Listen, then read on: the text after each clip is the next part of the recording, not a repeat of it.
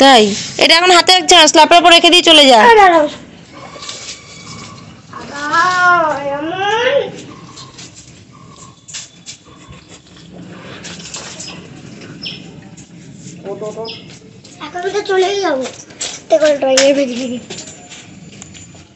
আর drawing এর ব্যাগে নেওয়ার কি দরকার বল, বাড়ি এসেই তো খেলবো, ওখানে তো গিয়ে খেলবি না।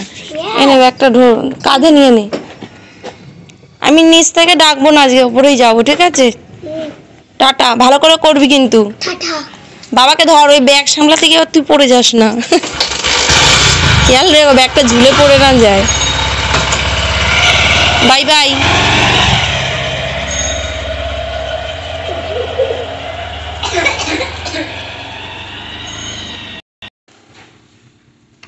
হ্যালো বন্ধুরা, welcome back to my new blog. Good morning সবাইকে, অনেক ভালোবাসা জানিয়ে আজ ব্লগটা স্টার্ট করছি। আশা করি তোমরা সবাই খুব ভালো আছো, আমিও ভালো আছি। ঘুম থেকে উঠেছি, তখন বাজে 7:15। তো তোমাদের দাদাও তাড়াতাড়ি উঠে গেছে, ও 7:15 নাগাদ উঠে গেছে। উঠে ও ফ্রেশ হলো, স্নান টান করে রেডি। তো ভাবলাম তাহলে শুনুকে ওর সাথে পাঠিয়ে দিই, তাহলে আমার যেতে হবে না। তো শুনুকেও তুলে দিলাম, ওর সাথে চলে গেল, বাবা ওখানে নামিয়ে দিয়ে কাজে চলে যাবে। আর ততক্ষণ আমি কাজবাজগুলো সারবো, সেরে তারপরে আমি আনতে যাবো 9:30 নাগাদ। এখন পুরোপুরি 8টা বাজে। ও বাবা না, 8:10 হয়ে গেছে, আমি ভাবলাম 8টা বাজে। যাই হোক, এখন ওর বাবা দিয়ে আসুক, ভালোই হলো। আমি এখনও কিচ্ছু করিনি, জাস্ট ঘুম থেকে উঠেছি, বসেছিলাম। তোমাদের দাদা রেডি হলো, শুনুকে রেডি করিয়ে পাঠালাম। ওকে তো ঘুম থেকে তোলা মানে জানো না, তার মধ্যে কালকে ঠিকমতো ঘুমও হয়নি।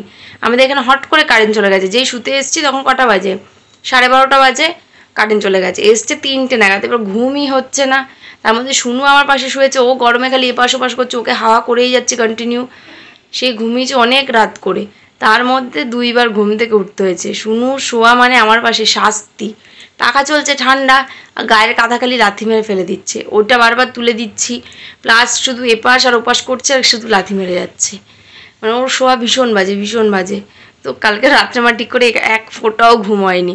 আজকে আবার সেই 5টা নাগাদ একবার উঠেছি, 3টের সময় শুয়েছি, আবার 5টা নাগাদ উঠেছি, আবার 6টা নাগাদ একবার উঠেছি।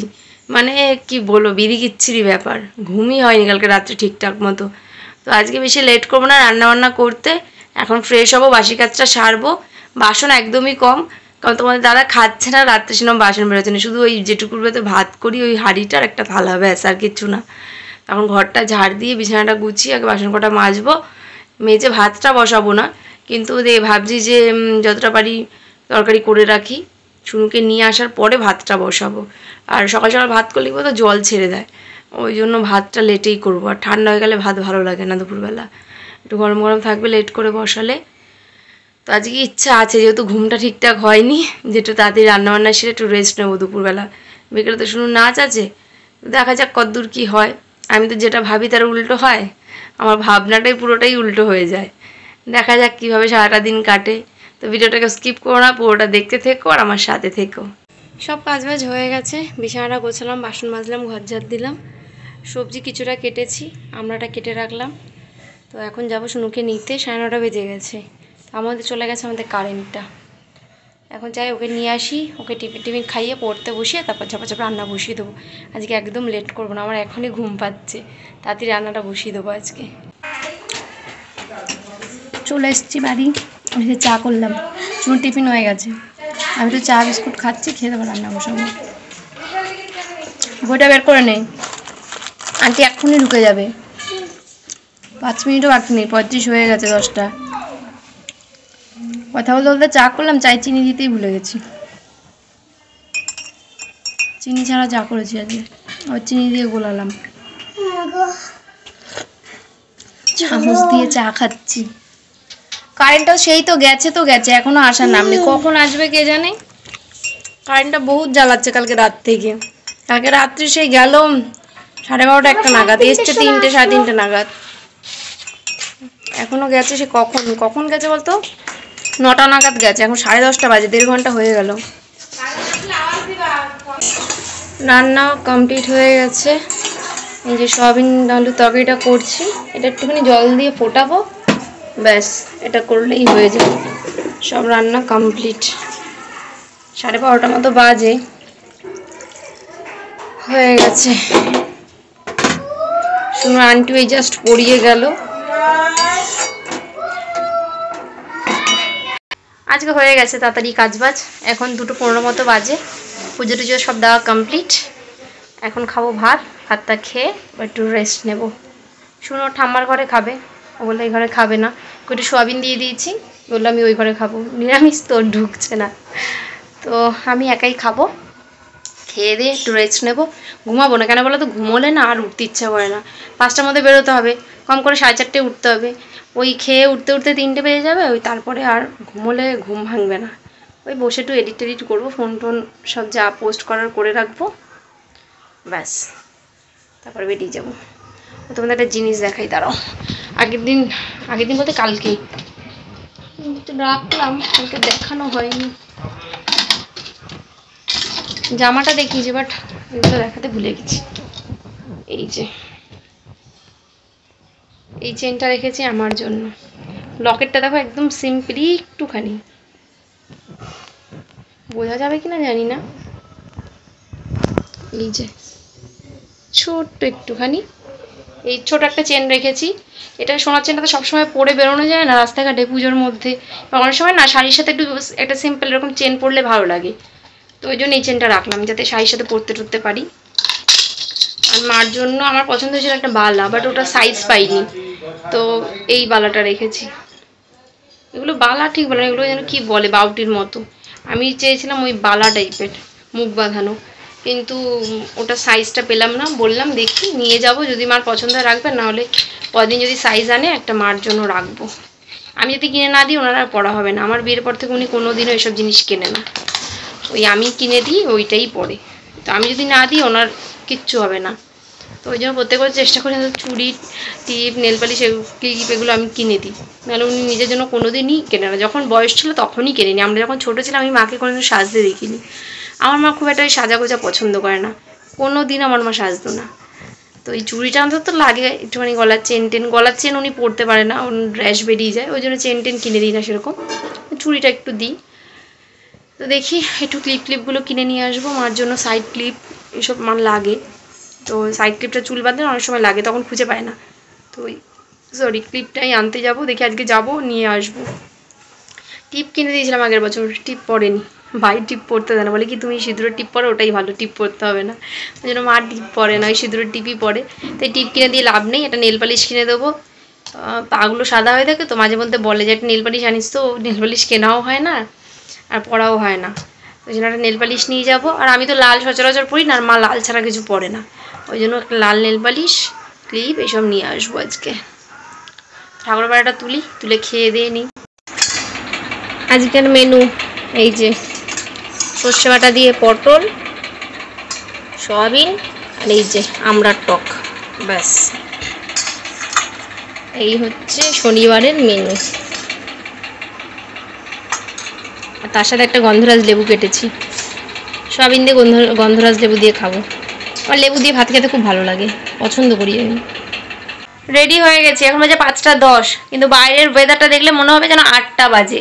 এত অন্ধকার করে মেঘ করেছে আর গুরুম গুরুম ডাকছে, মনে হচ্ছে এই ঝমঝমিয়ে নামলো। জানি না আগের দিনের মতো হবে কিনা, যেতে পারবো কিনা আদৌ। 5:10 তো বাজে, বেরোচ্ছি এখন, দেখা যাক কি হয়, আদৌ যেতে পারি কিনা জানি না। রেডি তো হয়ে গেছি, মাঝ রাস্তায় ধরলে তো আরেক কীর্তন। ছাতা নিয়েছি, শুনু রেনকোটটাও নিয়ে নিয়েছি, কারণ একটা ছাতাতে না হয় না। শুধু রেনকোটটা পরলে নিশ্চয়ই তো আমি একটা ছাতে ভালো মতো আমার হয়ে যাবে, দুজনের একটা ছাতাতে খুব অসুবিধা হয়। তখন বেরোই, আর বেশি কথা বলবো না। রাস্তায় যদি আবার বৃষ্টি ধরে তাহলে আর যাওয়া হবে না, আবার বাড়িতে রিটার্ন আসতে হবে। শুনুদের ডান্স ক্লাস থেকে বেরিয়ে দেখি মুষলধারে বৃষ্টি হচ্ছে। তো সবাই অনেকজনই ছিলাম, কিছুক্ষণ ওয়েট করছিলাম। তো দেখছিলাম বৃষ্টি কমছিল না, হালকা একটু যখন কমেছিল অটো ধরে চলে এসেছি বাদামতলায়। শুনুর ভাগ্যিস রেনকোটটা নিয়েছিলাম, এই জন্য সুবিধা হয়েছে, নাহলে একটা ছাতায় দুজনেই ভিজে যেতাম। তো ও রেনকোটটা পরে আগে হাঁটছে, দেখতেই পাচ্ছ, আর আমি পেছনে ছাতা নিয়ে যাচ্ছিলাম। বক বক করতে করতে দুজনে মিলে যাচ্ছিলাম। আর পুজো পার্বণের দিনে এরকম বৃষ্টি হচ্ছে, দেখো কেমন লাগে। বাড়ি চলে এসেছি, বাড়ি ঢুকেছি তখন ওই 8:10-15 মতো বাজে। খিদে পেয়েছে, আসার সময় একটু সিঙ্গারা আনলাম, এখন সিঙ্গারা দিয়ে মুড়ি দিয়ে খাচ্ছি। শুনুর খাওয়া দাওয়া কমপ্লিট, শুনু বিস্কুট খেলো, তারপর ওই ফ্রেঞ্চ ফ্রাইজ খেয়েছে। ফুচকা খাবে বায়না করছিল, তো ফুচকা ছিল না, তো চপের দোকানে গেছিলাম, ওখানে ওই ফ্রেঞ্চ ফ্রাইয়ের মতো আলু পকোড়ার মতো ভেজেছিল, তাই ওকে কিনে দিয়েছিলাম। ওটা ওই মানে আমিষ দোকানে, ওখানে সব পেঁয়াজি টেয়াজি বিক্রি ছিল, তো আমি খাইনি, ওকে কিনে দিলাম, ও ওই খেয়েছে। আমার জন্য মিষ্টি দোকান থেকে সিঙ্গাড়া আনলাম, একটু মুড়ি খাই, খেয়ে ওকে পড়াবো, পড়তে বসেছে ও এখন। আবার একটু ভাত করবো, আমার না খুব ঘুম পাচ্ছে, ভোরবেলা উঠে দিই তো তাকাতে পারছি না। আর আজকে তোমার দাদা একটু লেট হবে, হয়তো 12টা 12:30 বাজবে। আজকে রাতে খেতে শুয়ে পড়বো, যখন আসবে তখন আবার উঠবো। ও তো এখন রাত্রে খায় না, ঝামেলা নেই, ও শশাটা কেটে রেখে দেবো, ওর মতো খেয়ে দেও শুয়ে পড়বে। রাতেই খেয়ে দিয়ে ইচ্ছাতে শুয়ে পড়ার, ভালো লাগছে না, দেখা যাক কী হয়।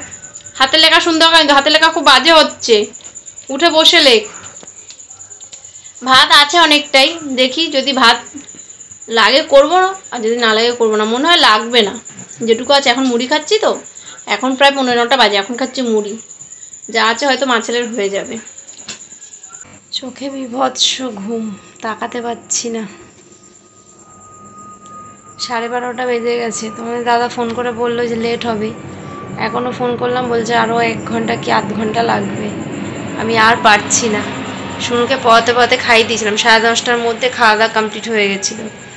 শুনু খাওয়া দাওয়া হয়ে গেছিলো, তারপর ও চলে গেছে ওই ঘরে শুতে। তো আমি ভেবেছিলাম শুয়ে পড়বো, আবার ভাবছি একবার শুলে না আবার যদি ফোন করে ডাকে, ঘুমটা ভাঙলে না ঘুম আসতে চায় না, ওই জন্য ওয়েট করছিলাম যে একবার তোমাদের দাদা ঢুকলে আমি শুয়ে পড়বো। কিন্তু দেখছি এখন আর পারছি না, চোখটা এবার বন্ধ করতে হবে। এতক্ষণ একটু বাইরে বসে ফোন দেখছিলাম, এত মশা বুঝতে পারছি না, ফোনের নেটটা শেষ হয়ে গেছে, ওই জন্য বাইরে বসে দেখছিলাম। তো আর পারছি না এখন তাকাতে, যেহেতু এই সকালবেলা উঠেছি 7টা নাগাদ, আর হচ্ছে না, চোখ একা একাই বন্ধ হয়ে যাচ্ছে। তোমাদের দাদাকে ফোন করে বললাম যে এসে আমাকে ফোন করো, কারণ শুয়ে পড়লে না আর হুঁশ থাকবে না। আর কি, শুয়ে পড়ি, যখন আসবে আসবে, এই কদিন এখন এরকমই হবে।